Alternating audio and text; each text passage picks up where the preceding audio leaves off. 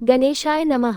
इस वीडियो में आज जानेंगे अथ श्री पद्म पुराणांतर्गत माघ मास महात्म्य 17वां अध्याय।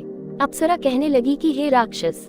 वह ब्राह्मण कहने लगा कि इंद्र इस प्रकार अपनी अमरावतीपुरी को गया। सो हे कल्याणी, तुम भी देवताओं से सेवा किए जाने वाले प्रयाग में माघ मास में स्नान करने से निष्पाप होकर स्वर्ग में जाओगी।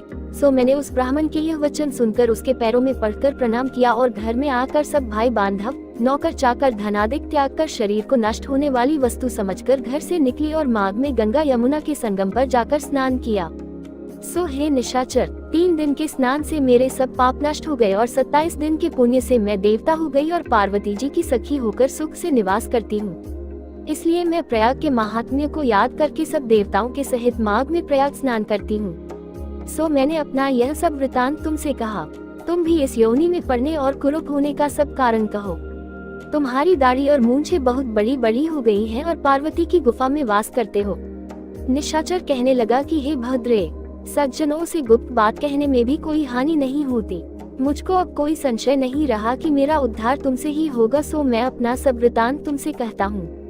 मैं काशी में वेदों का ज्ञाता था और बड़े उच्च कुल के ब्राह्मण के घर में जन्म लिया था। मैंने राजा, पापी, शूद्र तथा वैश्यों से अनेक प्रकार के दान लिए। मैंने दान लेने में चांडाल को भी नहीं छोड़ा। उस जन्म में मैंने कोई भी धर्म नहीं किया। वहीं पर ही मृत्यु को प्राप्त हो गया। तीर्थ स्थान पर मरने के कारण नरक में नहीं गया। पहले 2 बार गिद्ध योनि में, 3 बार व्याघ्र योनि में, 2 बार सर्प योनि में, 1 बार उल्लू की योनि में और अब 10वीं बार राक्षस हुआ हूँ और सैकड़ों वर्षों से इसी योनि में हूँ। इस स्थान को 3 योजन तक मैंने जंतुहीन कर दिया है। बिना अपराध के बहुत से प्राणियों को मैंने नष्ट किया। इस कारण मेरा मन अत्यंत दुखी है। तुम्हारे दर्शन से चित्त में कुछ शांति अवश्य आई है, क्योंकि सज्जनों का संग तुरंत ही सुखदायी होता है। मैंने अपने दुख के कारण आपसे कहे और सज्जन लोग सदैव दूसरे के दुखों से दुखी होते हैं। अब यह बताओ कि इस दुख रूपी समुद्र को कैसे पार कर सकता हूँ। क्या क्षीर सागर हंस को ही दूध देता है, बगुले को नहीं देता? दत्तात्रेय जी कहने लगे कि इस प्रकार उसके वचन सुनकर कांचन मालिनी कहने लगी कि हे राक्षस, मैं अवश्य तुम्हारा कल्याण करूंगी। मैंने दृढ़ प्रतिज्ञा की है कि तुम्हारी मुक्ति के लिए प्रयत्न करूंगी।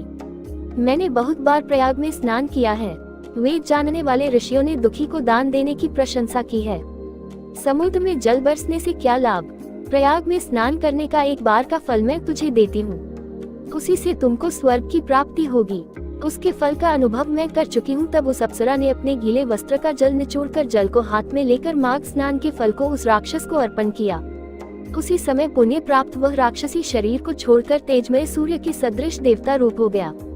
आकाश में विमान पर चढ़कर अपनी कांति से चारों दिशाओं को प्रकाशित करता हुआ शोभायमान हुआ और कहने लगा कि ईश्वर ही जानता है तुमने कितना उपकार मुझ पर किया है। अब भी कृपया कुछ शिक्षा दो जिससे मैं कभी पाप न करूं। अब मैं तुम्हारी आज्ञा पाकर स्वर्ग में जाऊंगा। तब कांचन मालिनी ने कहा कि सदैव धर्म की सेवा करो, काम रूपी शत्रु को जीतो, दूसरे के गुण तथा दोषों का वर्णन मत करो, शिव और वासुदेव का पूजन करो, इस देह का मोह मत करो, पत्नी, पुत्र, धन आदि की ममता त्यागो, सत्य बोलो, वैराग्य भाव धारण कर योगी बनो। मैंने तुमसे यह धर्म के लक्षण कहे। अब तुम देवता रूप होकर शीघ्र ही स्वर्ग को जाओ। दत्तात्रेय जी कहने लगे कि इस प्रकार गंधर्वों से शोभित वह राक्षस कांचन मालिनी को नमस्कार करके स्वर्ग को गया और देव कन्याओं ने वहां आकर कांचन मालिनी पर पुष्पों की वर्षा की और प्रेम पूर्वक कहा कि हे भद्रे, तुमने इस राक्षस का उद्धार किया। इस दुष्ट के डर से कोई भी इस वन में प्रवेश नहीं करता था। अब हम निडर होकर विचरेंगी। इस प्रकार कांचन मालिनी उस राक्षस का उद्धार करके प्रेम पूर्वक देव कन्याओं से क्रीड़ा करते हुए शिवलोक को गई।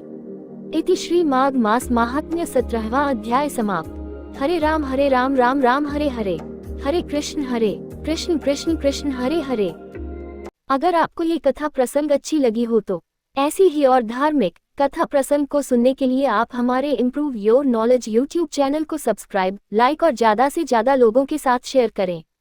अपने विचार हमें कमेंट बॉक्स में जरूर भेजें। धन्यवाद।